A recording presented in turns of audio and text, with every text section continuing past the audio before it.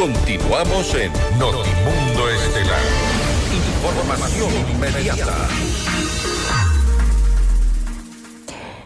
El anuncio de Donald Trump de visitar Venezuela representa un giro drástico en la geopolítica regional. Esta sería la primera vez que un mandatario estadounidense en funciones viaja a ese país en casi 3 décadas. Vamos más allá de la noticia. Notimundo Estelar en FM Mundo con María del Carmen Álvarez. Nos acompaña a esta hora Andrés Guilarte, él es consultor político de Estados Unidos. Andrés, muy buenas noches y gracias por acompañarnos. Le saluda María del Carmen Álvarez. Buenas noches, María, ¿cómo estás? Gracias por estar aquí junto a nosotros en Notimundo Estelar. Andrés, a pesar de que el presidente Donald Trump pues aún no ha precisado esta fecha de esta visita que está planificando, lo ha anunciado de forma enfática. ¿Qué implica esto para el futuro político de ese país? ¿Se legitima la figura de Delcy Rodríguez? ¿Qué pasa con la oposición? Bueno, la figura de Delcy Rodríguez realmente es la encargada, ¿no? La encargada puesta allí a dedo por el presidente Donald Trump. Ahí no importa en este momento realmente, María, y no importa tampoco en los próximos 6 meses, si la persona que lleva las riendas del país es Delcy, es Jorge, es María Corina o es John Smith. Porque realmente la fuente del poder y lo que se está llevando en la guía y en la dirección del país, al menos por el próximo futuro, es desde la Casa Blanca de Estados Unidos y Donald Trump. Y por supuesto, en este momento, Delcy Rodríguez ha sido elegida, primero porque era la vicepresidenta en su momento, y legítima, por supuesto, porque Maduro no ganó las elecciones en el 2024 y no las ha ganado tampoco en los años anteriores, pero era la que está en ejercicio, porque recordemos que al final del día la legitimidad es de origen por elecciones o de facto por el hecho de estar allí en el poder. Entonces, por supuesto que para poder de una u otra forma llevar a cabo esa transición en el futuro, pero más importante que una transición democrática es la estabilización económica del país, la estabilización de la violencia en el país, la estabilización migratoria, de muchas otras cosas que se tienen que hacer inmediatamente. Lo acabamos de ver, por ejemplo, el día de hoy el Departamento de Estado mandó 6,000 toneladas de medicinas a Venezuela. Eso precisamente para apoyar los esfuerzos que está haciendo tanto la Embajada de Estados Unidos en Venezuela, que está recientemente abierta, con las autoridades interinas del país. Entonces, esta próxima visita de Donald Trump, por supuesto, era un hito, ¿no? Como tú lo mencionabas, tenemos décadas que no tenemos un presidente americano, y no solamente es un presidente americano, sino es el presidente americano después de que sacó a Maduro del poder con lo que pasó el 3 de enero. Entonces va a ser algo histórico, pero realmente hay muchos que dicen, bueno, que si esto legitima o no legitima. La legitimidad, de nuevo, no redice en Miraflores. La legitimidad no es de Delcy Rodríguez. La legitimidad es quien diga que Washington es la legitimidad. Ahora, ¿qué va a pasar con ese chavismo que, aunque ya no tiene a Maduro, sigue controlando sectores de la administración pública?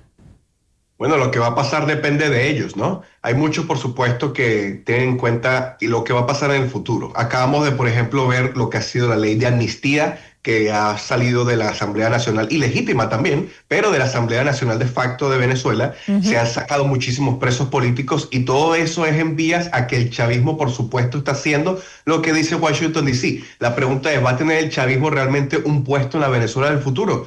Probablemente lo tenga. ¿Va a ser votado por alguien? Quizás llegue a 1,5% de la población, pero allí va a estar. En Estados Unidos, por ejemplo, está el Partido Comunista, a pesar de que se persiguieron a comunistas de mucho tiempo. En otras partes del mundo se ha buscado de una u otra forma permitir de que esos espacios estén allí, porque hay que entender algo. Realmente las riendas del país no están en lo que nosotros como venezolanos sentimos en nuestras entrañas. Si es por mí, me preguntas qué tengo que hacer yo mañana, se erradica el chavismo, no se permite que el chavismo tenga ninguna elección, Delcy no puede estar en el poder y a ninguno de ellos se les puede permitir ningún tipo de accionar político de alguna manera en el futuro.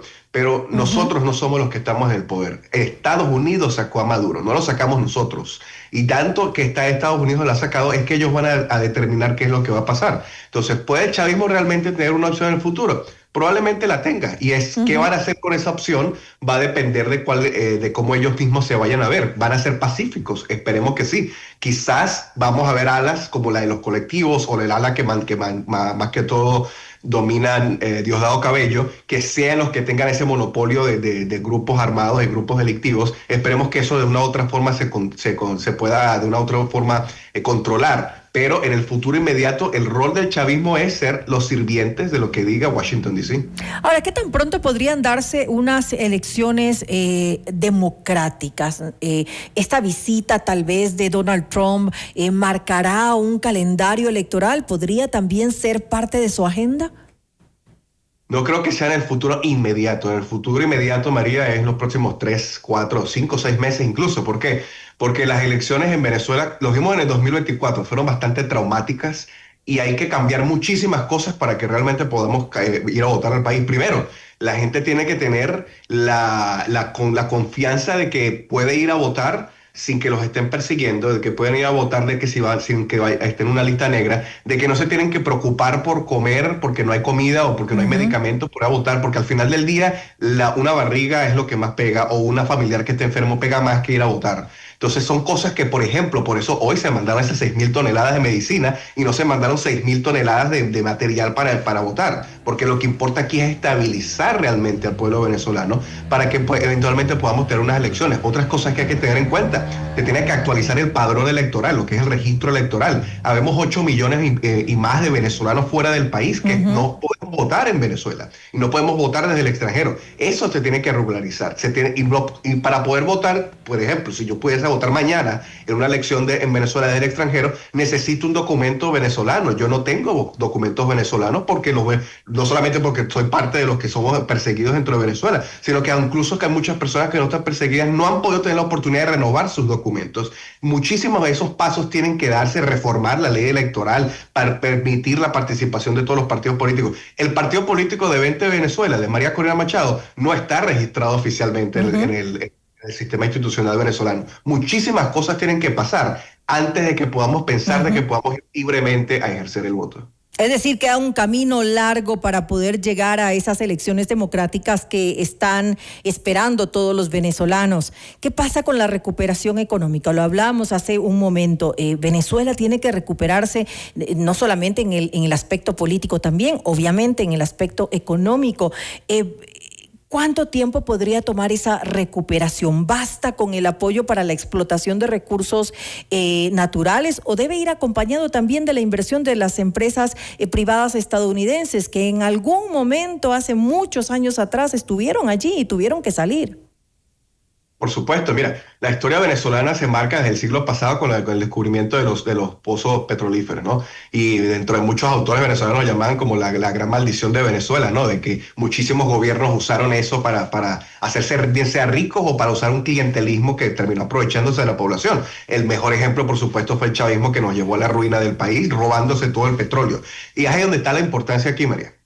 Cuando desde Estados Unidos dice que su posición oficial es mantener, controlar y dirigir lo que va a ser el futuro petrolero en Venezuela. El petróleo es lo que domina la economía venezolana. No puede haber democracia si no realmente se mantiene y se ejecuta que el petróleo esté en manos que tienen que estar. Ahí vemos la ley de hidrocarburos que pasó la ley, la Asamblea Nacional Ilegítima, pero que Estados Unidos mandó a que eso se pasara. Tiene que haber una seguridad de Estado de Derecho, porque una de las principales razones por las que muchísimas empresas se fueron, no solamente las petroleras, sino bancos extranjeros, empresas privadas extranjeras, es porque había muchísima riesgo país, riesgo de inversión, riesgo de expropiaciones, que Chávez y Maduro hicieron muchísimas expropiaciones. De acuerdo. Eso se tiene que eventualmente eliminar. Se tiene que dar la certeza de que no van a haber expropiaciones en el futuro. Y viendo cómo han sido las cosas en el último mes, no tengo ninguna duda de que eso va a ser así, porque el Donald Trump, el Marco Rubio y Estados Unidos son los que están al mando de ese proceso. Vimos el día de hoy, por ejemplo, que el Departamento del Tesoro le permitió licencias generales a otras empresas aparte de Chevron. Tenemos a BP, tenemos a otras empresas Epsol que van a empezar a participar más en el mercado petrolero venezolano. Ya no va a ser solamente Chevron. Entonces, teniendo todo eso en cuenta, una vez que se empiece a realmente regularizar lo que es y retomar la empresa petrolera venezolana, que hace un par de años estábamos produciendo de 200,000 a 300,000 barriles de petróleo diario, que eso no es nada para un país como Venezuela que tiene las mayores reservas petroleras del mundo. Tenemos que producir de 3 a 5 millones diarios de petróleo. Entonces por eso vimos al secretario de Energía en Venezuela, Chris Wright, que recientemente estuvo allí observando los pozos petrolíferos o teniendo de primera mano el conocimiento de qué es lo que se tiene que hacer. Y él lo dijo muy específicamente, que el objetivo de Estados Unidos es retomar esa institucionalidad del mercado petrolero, invertir no solamente desde Estados Unidos, sino invertir desde la empresa privada. Y muy importante, María, es que esos ingresos petroleros no van al régimen, esos ingresos petroleros no van directamente a cuentas oscuras de personajes del régimen, son manejados directamente por Estados Unidos en cuentas americanas y se le da un monto al régimen para que pueda llevar a cabo lo que Estados Unidos diga que se tenga que llevar a cabo. Es decir, el régimen opera bajo la tutela de Estados Unidos, definitivamente. Totalmente. Ahora, ¿qué pasa con los presos políticos? ¿Incide tal vez la figura de Donald Trump para lograr un indulto masivo sin estos condicionamientos que hemos visto ya de por sí en los últimos días? Sí, por supuesto. Tenés el caso de Juan Pablo Guanipa, ¿no? De que fue liberado y a pocas horas después de ser liberado lo volvieron a secuestrar, porque hay que tener en cuenta, cualquier preso político en Venezuela desde hace 25 años es secuestrado, porque no hay un proceso de Estado de Derecho para llevar a cabo ninguna de esas detenciones. Fue secuestrado y ahora él tiene un grillete electrónico y ya está en su casa en el Zulia. Lo que estamos viendo es que todos esos presos políticos, por supuesto que fueron liberados por orden directa de Washington, D.C., porque si no, lo hubiesen hecho antes. Muchísimos de ellos, incluso amigos míos, personas con las que yo fui a la universidad cuando estaba en Venezuela, han sido liberadas en este momento, lo cual me llena de muchísima de alegría. Y estamos viendo que muchos de ellos, como el caso de Juan Pablo Guanipa y el caso de muchísimos otros, ya están en las calles organizando, ya están hablando con la gente, ya están participando de nuevo en lo que es la actividad política. Recordemos una de las cosas que dijo el secretario Marco Rubio en una de sus presentaciones en el Senado cuando estaba haciendo sus diversos discursos. Recientemente dijo que una de las condiciones no solamente es que se liberen a los presos políticos, sino que dichos presos políticos y toda la población venezolana pueda hacer vida política en Venezuela pacíficamente. Vida política quiere decir que si Juan Pablo Guanipa va y dice algo, no lo secuestren por estas cosas. Entonces, esperemos que eso poco a poco se vaya dando. Recordemos que esto no es fácil, María. Tenemos más de 25 años bajo una dictadura, incluyéndome a mí. Queremos que mañana todo se resuelva. Toda mi familia está en Venezuela. Por supuesto que quiero que todos estén mejor. Pero solamente llevamos 1 mes y 10 días desde que sacó a Maduro y mira todo lo que ha pasado. Poco a poco va a seguir pasando, donde no haya un solo preso político y donde no haya solamente un preso que no sea nada más político. Hay muchísima gente, María, que está presa en la cárcel venezolana por cosas, por ejemplo, de que pasaste por una alcabala, que son de estos sitios donde te piden dinero los policías, no les diste dinero y te metieron preso inventándote algo. Esos no son catalogados como presos políticos, pero son presos del régimen. Todas esas personas tienen que salir, prontamente lo van a salir, tienen que estar, esa esperanza está allí, y cuando salgan van a tener, por supuesto, la oportunidad de vivir y de hacer su vida política pacífica. Eso, junto con la apertura económica del petróleo y de las empresas privadas, y no permitiendo que hayan expropiaciones, todo eso conjunto va a hacer que el libre mercado vuelva a Venezuela de una manera que la democracia va a ser inevitable. Votar va a ser inevitable, pero antes de eso, lamentablemente, primero hay que limpiar las instituciones para que eso pueda llegar. Y hay ciertas figuras que definitivamente tienen que salir porque los conocemos, sabemos que están ahí, que formaron parte del chavismo y que fueron figuras realmente fuertes. Yo diría que hasta más que la de Nicolás Maduro. Claro, como Diosdado Cabello, por ejemplo. Exactamente. Delcy Rodríguez, obviamente, Jorge Rodríguez, su hermano, que es un sádico psicópata.